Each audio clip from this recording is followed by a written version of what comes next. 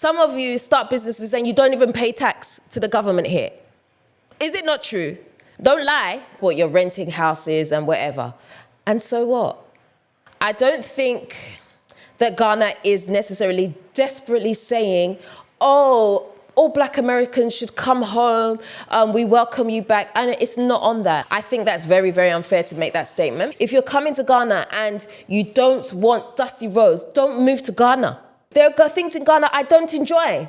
That's the law of the land. There's nothing I can do. Unless I'm going to put some policies into place to change that, I have to sit down and keep quiet and follow. Hey guys, welcome back. All right, so in today's video, I want us to address a comment that was made. There has been a lot of talk about, the diaspora moving to Ghana and what that's like and the experiences. But there have been a few comments come up and have tried to compare the diaspora moving to Ghana and the Ghanaians who move to the West, America, UK, whatever, right? So I'd like to address that and so we can make some comparisons. So I'm going to start with a comment. So this is what the comment says. You're being hustled. Black Americans, immigration, or traveling to Ghana as a tourist don't benefit Black Americans economically. It benefits Ghana. You're renting, buying, purchasing goods, riding in taxis, etc. Simultaneously, Ghanaian immigration to America does not benefit Black Americans economically or politically. And that's true for all Black immigrants who immigrated to America.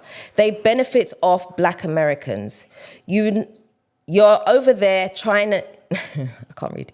You're over there helping, trying to build while they come to America just to take. It's like a parent who put their child up for adoption, then falls on hard times 30 years later and asks that child, come back home and help mama. That's a very interesting comment. Personally, I don't think that the two situations can be compared, and I'll tell you the reason why. There are very different goals that are trying to be achieved between the two, right? So when Black Americans come to Ghana, they're searching for peace, they're searching for alignment, they're trying to find themselves, right? They're trying to get some type of reconnection. And so the journey is completely different to Ghanaians who are going to America. Listen, if you're a Ghanaian and you're going to America, you know the reason you're going there. We are going to work. We are going to hustle. We have a completely different agenda, therefore a completely different mindset. So therefore, we're thinking about different things. We're not thinking about, oh, if I go to America, I have to really try and make it. Like, there is no option. There's no plan B when you're coming from Ghana and you're going to America. You are going to straight up work, and whatever that means. We are raised from young to say, look, if you go to America, this is what it's going to be like. We are taught that you're going to struggle.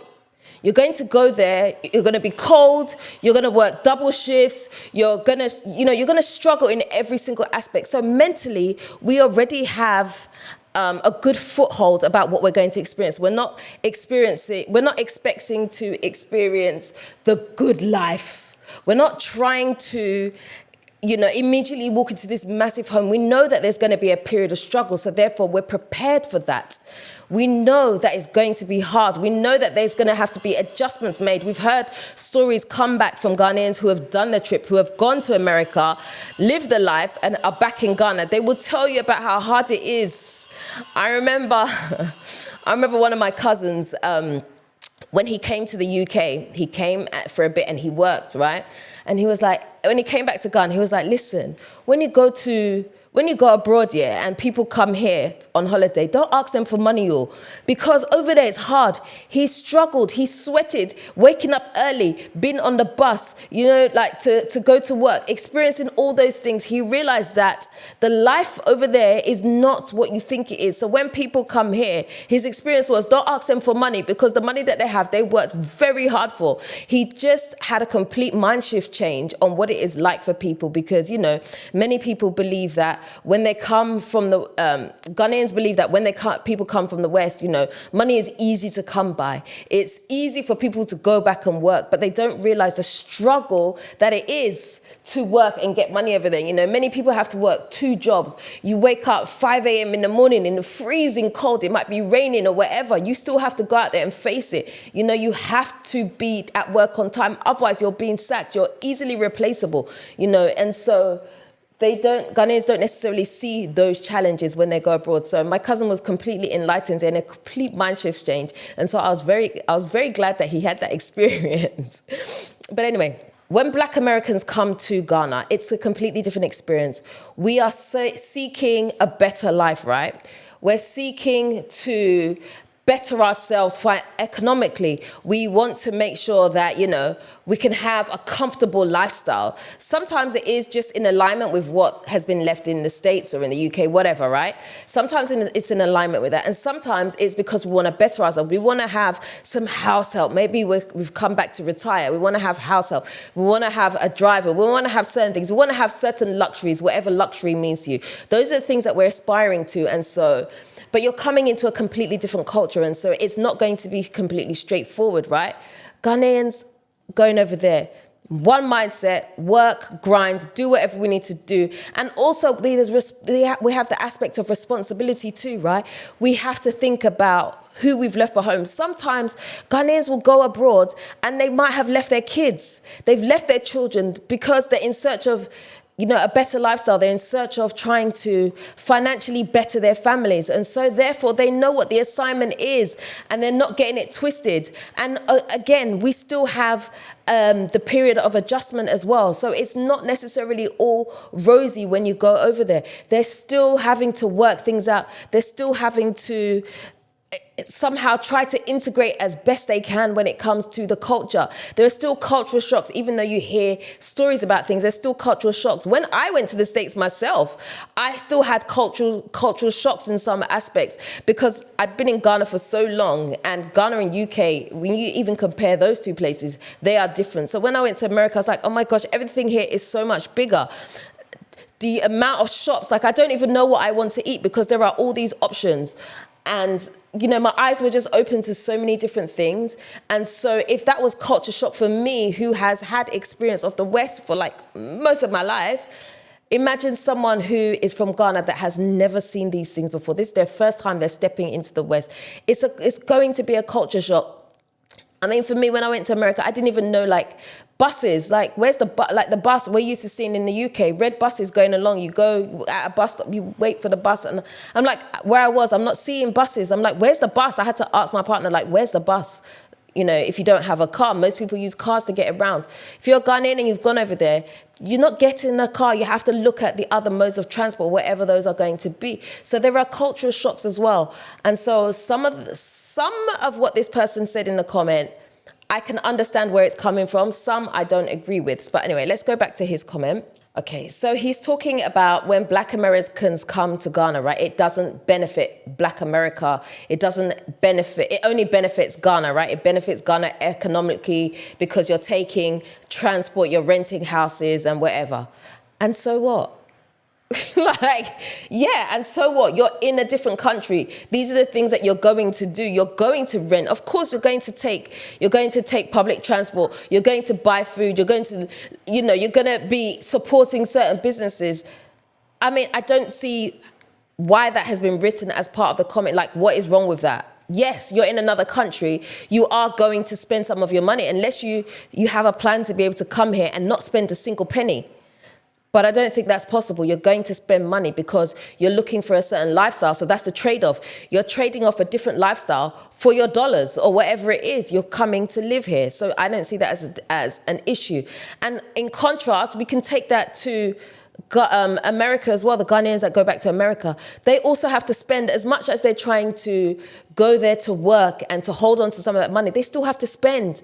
They may still have to rent somewhere. They're still going to use public transport. They're still going to buy food. It may not be on the same scale because the Ghanaian who goes to America is not trying to spend money. They're not trying to live a lavish lifestyle at the beginning. They're just trying to save as much money as they can do. So although, like I said, it may not be on the same scale, they're still spending. So I don't understand. It's still equal exchange. So I don't see how that can be something to point out in a comment and say that you're being used or whatever. It's not being used. It's fair exchange as far as I'm concerned. Unless you want to write in the comments and tell me if you think what I'm saying doesn't make sense. And if that's the case, drop a comment for me and let me hear what you have to say. How is it unfair if both parties are spending in both countries? So the person then goes on to say that When Americans come to Ghana, they're trying to build. And when Ghanaians go to America, they are simply taking. Again, I would say that it's on a similar stance to what I've just said. I think there is equal exchange because when you come to America from Ghana, right, you still have to pay taxes, no? You still, unless you're doing something illegal, hey, me, I don't know about that one. I don't know anybody that's doing that. Okay. But if you're going there and you're going to what, you're going to pay taxes, therefore you are contributing to the economy. So I don't understand how that works. And even let me just say this, right? A lot of people that come here, right? Let's be honest, let's say it for what it is. If we're going to be fair, let's be fair properly, right? You come to Ghana, some of you start businesses and you don't even pay tax to the government here. Is it not true? Don't lie. You come here, you don't pay taxes, you try to avoid them as much as possible as well. So let's not pretend that it's one way and not the other, because you might say, oh, there's Ghanaians who go there, some of them work under the table perhaps, but some of you come here, you also work under the table. So again, it's still fair exchange. So, let's be honest in what we're saying. Let's talk about things on the real. If we're going to talk about and say some of these things, let's be on the real. Because some of you come here, you don't pay taxes, and therefore you're not contributing to the economy. Yes, you're trying to build. You might build your house or might do certain things, but you're not paying the taxes that you're supposed to pay. So, hey, I'm not the judge. I'm just saying. Then the person goes on to say it's like a parent who gives their child up for adoption and then 30 years later wants to come back, tells their child to come back home. I think that's unfair. Just because I don't think that Ghana is necessarily desperately saying, oh, all Black Americans should come home, we welcome you back. And it's not on that. Again, equal exchange. People want to come back because they're fed up of the life that they experience in the West, right? They want a better life. They're fed up of, police brutality. They're fed up of these racist things. So they want to come here for a reason. So I don't think it's fair for you to say that, it's because, it's like an adoptive parent asking their child to come back because they're struggling financially or whatever, or economically. I think that's very, very unfair to make that statement. But again, let me know what you think in the comments. I don't think it's fair, but I guess we're all allowed opinions when it comes to certain things, right? So there you go. Now, I wanted to go back and touch on a comment that I started in the last video, right? Where it says, Ghanaians who move to the West and struggle wouldn't dare blame the Western country they moved to. Why is it Ghana's fault when people from the West move to Ghana and struggle?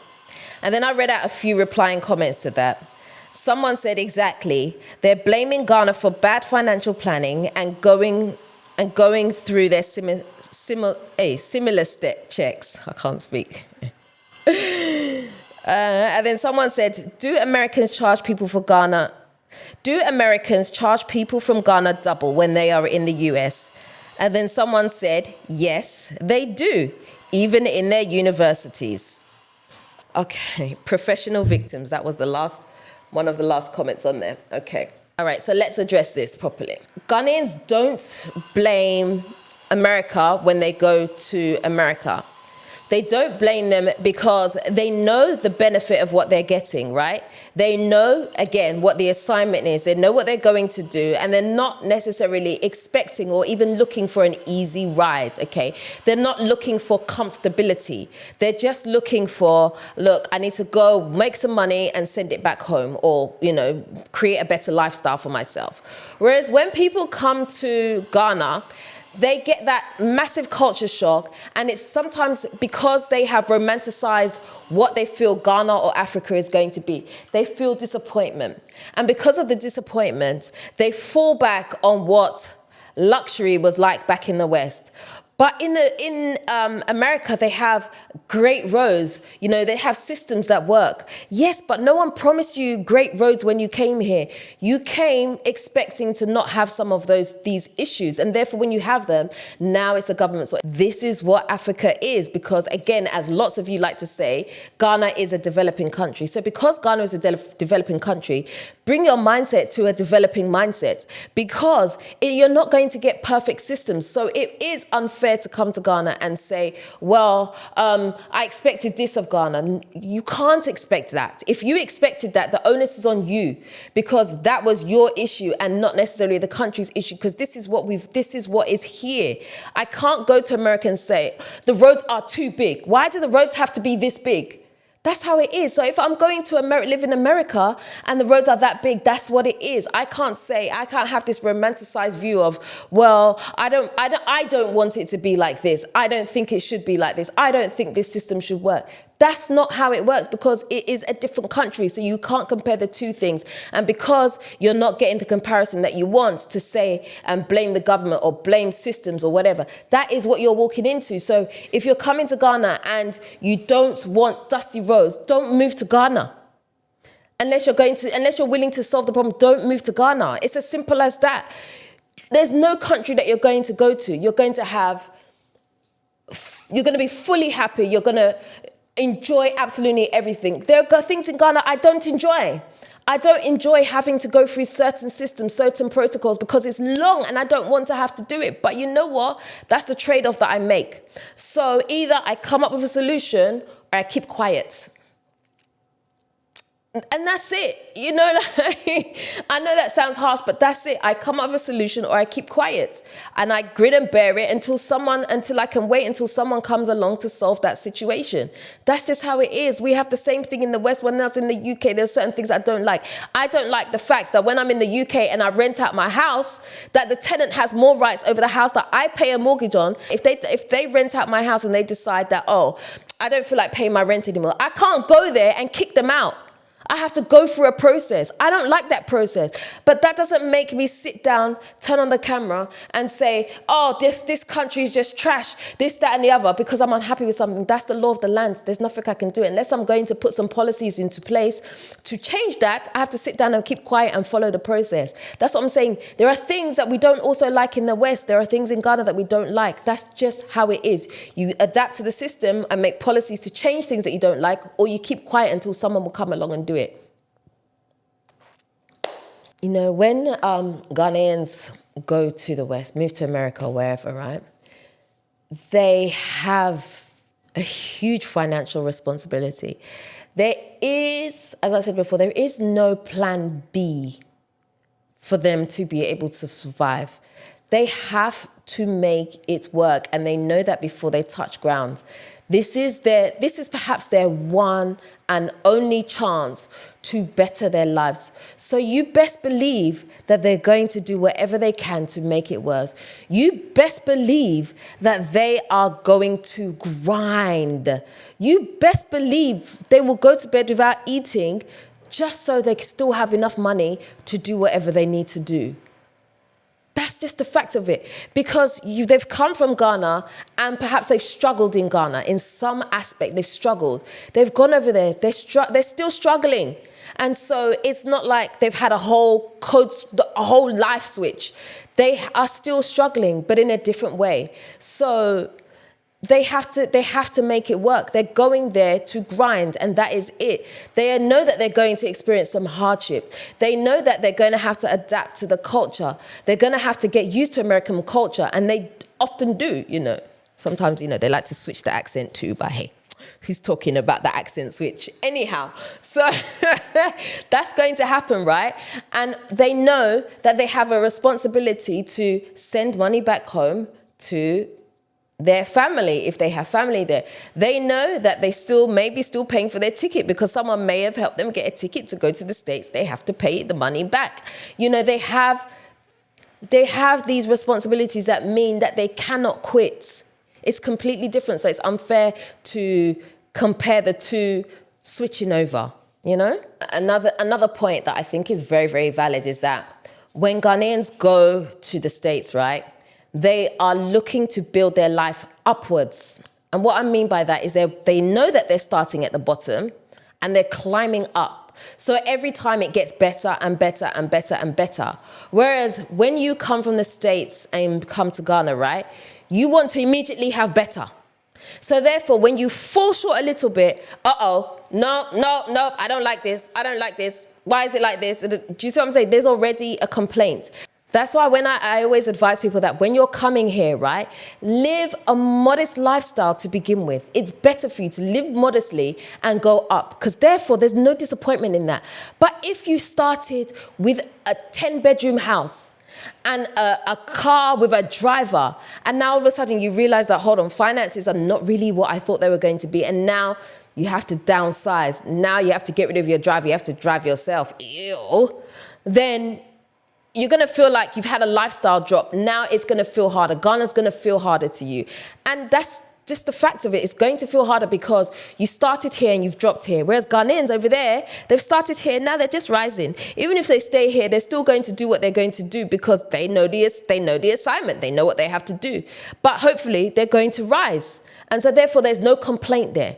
Do you understand what I'm saying? Another thing that we have to point out is that when Ghanaians go to America, right, we already have communities that are established that understand the struggle of what it's like to go from Ghana to the States. So there's a big support system. I always say this, right? Every Ghanaian that I know, lives in Maryland. Every single one of them. I feel like it's just a little Ghana over there. Everybody is Ghanaian in Maryland. Okay, everybody that I meet, and whenever they come here and I'm like, oh, what part of the States are you from? They always say Maryland. I don't know why, but that's where everybody seems to move to. But there's a strong Ghanaian, my point is that there's a strong Ghanaian community there and they support each other.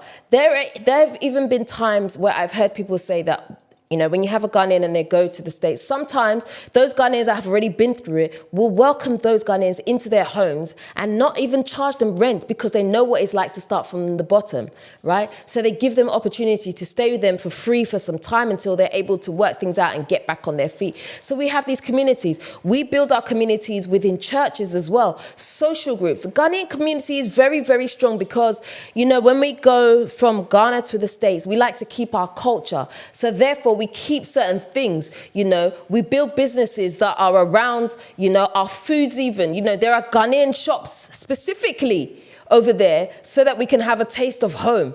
You know, it may not be exactly the same, but we have communities so that you can still experience little pieces of Ghana throughout your time there. And it makes the transition a little bit easier in that sense. Now, when Americans come to Ghana, although yes, there is now being, I would say, communities that are safe for Americans to help them in the transition. I would say it's not as strong yet because it's still quite new, right? So you have groups like AAAG, right, that help people in their move and things like that. But I wouldn't say the two communities are on equal level in terms of the support that you get. And I could be wrong. And if I'm wrong, let me know in the comment section. Let me know.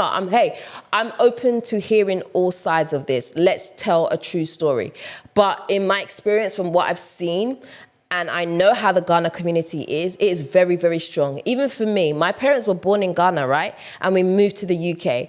I can tell you, and I said in a previous video, when I walk through that door, I'm in Ghana when I'm at home. I am in Ghana. Like, I fully know the food that we're going to eat at dinner time is Ghanaian food. I'm going to eat banku or fufu or something like that. You know, when I was lucky, on Saturday, I'll have chips. But during the week, I'm going to eat Ghanaian food. I was very much immersed in the culture. So we would go to Ghanaian parties on weekends. You know, when I was younger, you know, we were in this Ghanaian association group. It was called Noviha. If you know what Noviha, give me a shout out in the comment section, right? And then you'd have to learn the cultural dance. So when I was younger, every Saturday we'd have to go to the school and they would tie us in the cloth and then we'd have to do the dance. And then there would be this massive show that everyone would come to and you'd have your Ghana fan, you know, the one with the feathers on it, and you'd be doing the dance. I remember that, and it was like every Saturday. And so that's why I'm saying that the Ghanaian culture is very strong, and they have similar in the States as well. And so it's not just, oh, I'm from here, you're from there. Oh, let's see how we align. We can be friends or whatever. It's not like, there's the whole culture. Like, you are immersed in that. Like you know when you're at home and you're within your Ghanaian culture, it is strong.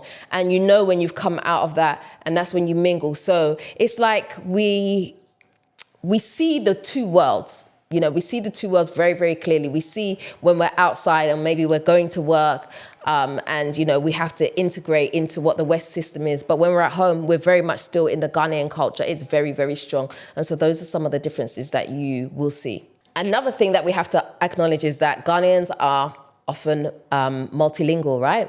They speak whatever Ghanaian language they speak here, Tree, Ga, Ewe, whatever, right? And then when they go to the States, everybody speaks English. They speak English too. So it's easier for them to somehow to fit in over there because they can speak.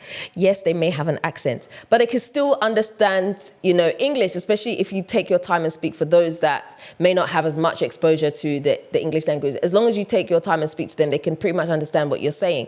But Americans that come here, you know, having to learn the language, it's like people are talking around you. You don't understand a thing that's going on, even though we do speak English in Ghana too. It's like there's still some type of language barrier when it comes to certain things. You may not even understand, you know, the traditions of, you know, Ghana. You may not understand certain cultural things here. So you're having to learn culture in a whole new different way. And yes, we do have to experience, when you come from Ghana and you go to America, you still have to experience some level of culture, but I would say it's not as strong.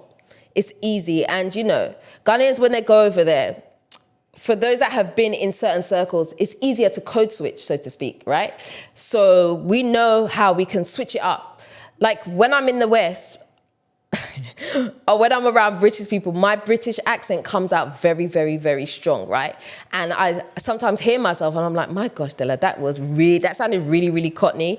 And then when I'm around a lot of Ghanaians, my Ghanaian accent comes out. When I speak to my partner on the phone, the two of us, we're both Ghanaians. You should hear, like, if you hear the conversation that we have, we're like, there's a lot of shre, this and that. You know, like there's a lot of Ghanaian mannerisms in how we speak. We speak mostly with a Ghanaian accent when we're talking to each other on the phone than we do his American accent or my British accent. We speak very much with a Ghanaian accent. That's just how we do, because I don't know why. That's just what we fall into. But if I'm around my British people, my British friends, hey, listen, yeah, the British accent comes out very strong. I surprise myself sometimes, and that's just how it goes. Some of us who have a Ghanaian background, we are able to code switch very, very easily. Where I guess if you're coming from the States and you don't have that background per se, you're not going to be able to code switch in that same way.